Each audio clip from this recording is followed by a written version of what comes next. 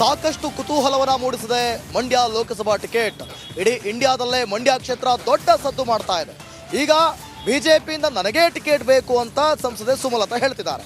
ಮತ್ತೊಂದು ಕಡೆ ನಮಗೆ ಟಿಕೆಟ್ ಫಿಕ್ಸ್ ಅಂತ ಜಿಟಿ ದೇವೇಗೌಡರು ಆ ಕಡೆಯಿಂದ ಹೇಳ್ತಿದ್ದಾರೆ. ಹಾಗಾದ್ರೆ ಯಾರಿಗೆ ಸಿಗುತ್ತೆ ಮಂಡ್ಯ ಕ್ಷೇತ್ರದ ಟಿಕೆಟ್ ಅನ್ನುವಂಥ ಕುತೂಹಲ. ಸೊ ಕಾದು ನೋಡಬೇಕು. ಟಿಕೆಟ್ ಹಂಚಿಕೆ ಬಗ್ಗೆ ಅಂತಿಮ ಆಗಿಲ್ಲ ಅಂತ ದೋಸ್ತಿ ಪಕ್ಷ ಒಂದು ಕಡೆ ಹೇಳ್ತಾ ಇರೋದು. ಆದರೆ ನಾನು ಮಂಡ್ಯಕ್ಕೆ ಬಂದಂಥ ಸಂದರ್ಭದಲ್ಲಿ ಜನರ ಅಭಿಪ್ರಾಯ ಒಂದೊಂದು ಕಡೆ ಒಂದೊಂದು ಭಾಗದಲ್ಲಿ ಒಂದೊಂದು ರೀತಿಯಲ್ಲಿದೆ.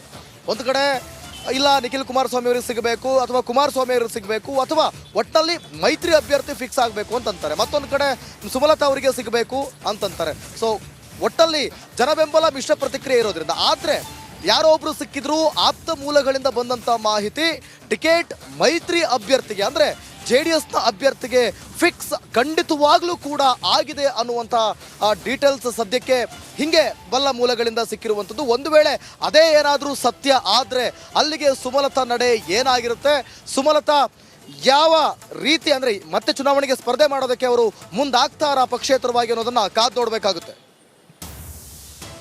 ಇವತ್ತು ನಮ್ಮ ನಾಯಕರಾದ HD ಕುಮಾರಸ್ವಾಮಿಯವರು ಮಂಡ್ಯ ಜಿಲ್ಲೆಯ ಎಲ್ಲ ಮಾಜಿ ಶಾಸಕರುಗಳನ್ನ, ಪಕ್ಷದ ಅಧ್ಯಕ್ಷರನ್ನ, ಲೋಕಸಭಾ ವ್ಯಾಪ್ತಿಯಲ್ಲಿರ್ತಕ್ಕಂಥ ಎಲ್ಲ ಮುಖಂಡರುಗಳನ್ನ ಕರೆದಿದ್ದಾರೆ.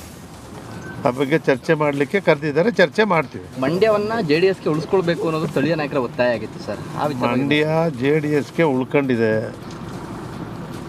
ಬೇರೆ ನೀವು ಟಿ ವಿನಲ್ಲಿ ಬೇರೆ ಏನೇನೋ ಹೇಳ್ತೀರಿ.